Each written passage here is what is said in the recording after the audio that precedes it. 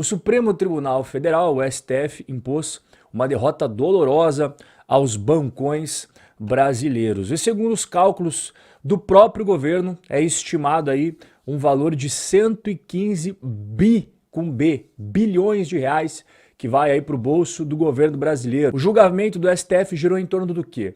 Em torno da cobrança ou não de PIS e COFINS sobre receitas financeiras. O que seria um exemplo aqui de receita financeira? Juros, por exemplo. Tá? Isso seria um exemplo de receita financeira que os bancos obtiveram no período de 2000 a 2014. Segundo os bancos, durante esse período, uma eventual cobrança de PIS e COFINS sobre as receitas financeiras não teria amparo constitucional. E por conta disso, o valor cobrado seria indevido. Já a União Federal, por sua vez, apresenta um argumento completamente contrário, né? Eles defendem a cobrança do PIS e COFINS, diz que ela é constitucional e obriga aí os bancos a pagarem esses impostos. Bom, um quer uma coisa, outro quer outra, e aí isso foi se arrastando até chegar no STF.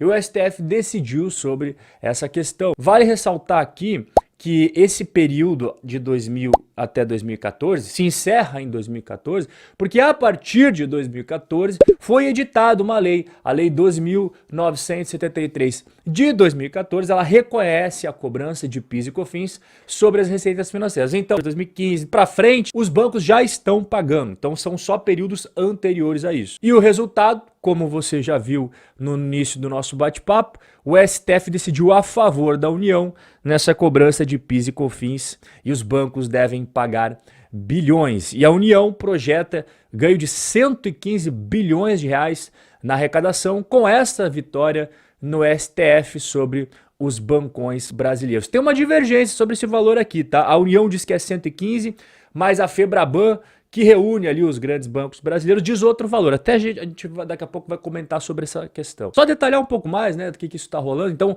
a maioria dos ministros do Supremo Tribunal Federal votou a favor da incidência de PIS e COFINS sobre as receitas financeiras de bancos, de corretoras, de seguradoras. E curioso é que o entendimento anterior era da não incidência. Isso que o STF analisou agora já tinha sido analisado lá atrás pelo Tribunal Regional Federal da 4ª Região. E os embargadores lá entenderam que não deveria ter incidência, ou seja, era uma decisão favorável aos bancos. E agora teve toda essa reviravolta aí no STF. Então o Supremo Tribunal Federal, como a gente conversou agora, entendeu que deveria ter a cobrança de PIS e COFINS, os bancos deveriam ter pago de 2000 a 2014 naquelas receitas financeiras, como o caso de juros. E aqui um ponto interessante, tá? Esse caso, ele tem repercussão geral. O que significa isso? O que foi decidido agora pelo Supremo vai servir de baliza para todos os outros processos em todas as instâncias da justiça brasileira. Tem que seguir aqui a mesma decisão. A União diz que é 115 bilhões de reais e a Febraban, que é a Federação Brasileira dos Bancos, tem outro cálculo, tem outro valor. Eles dizem que é 12 bilhões. Você vê que a diferença aí é bem grande. Então a gente tem que ser cauteloso com ambos, né? Porque a Febraban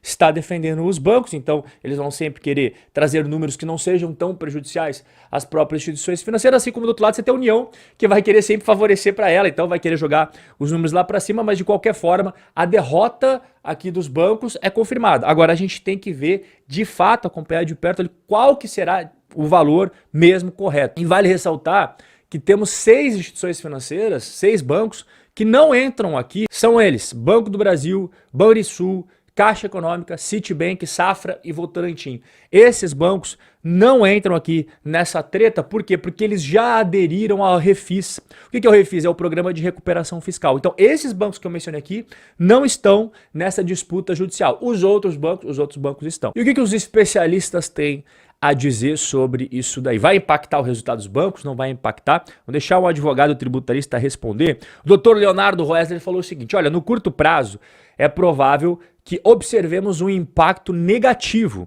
uma vez que as instituições financeiras terão que fazer provisões para cumprir essas obrigações fiscais. Este aumento nas provisões pode resultar em uma diminuição nos lucros. Então ele já está cantando a bola que sim, terá um impacto, vai ocorrer diminuição nos lucros dos bancos que tem essa disputa judicial que o STF determinou agora favorável ao governo. E ele prossegue falando: as instituições financeiras podem optar por repassar esses custos aos consumidores na forma de taxas e juros mais altos. No entanto, essa decisão será influenciada por fatores como a competitividade do mercado. Então ele concluiu aqui dizendo que sim, pode existir o repasse dessa decisão gigantesca aí que os bancos acabaram tomando nas costas, pode acontecer o repasse para que o consumidor acabe pagando no final do dia toda essa conta. O que não deveria ser surpresa se você acompanha aqui o canal. Toda vez que você tem aumento de impostos ou uma decisão tributária impactante no resultado da empresa, você pode ter certeza que as empresas, cedo ou tarde, vão repassar isso para o consumidor. E nós já tivemos o primeiro banco se pronunciando sobre essa situação.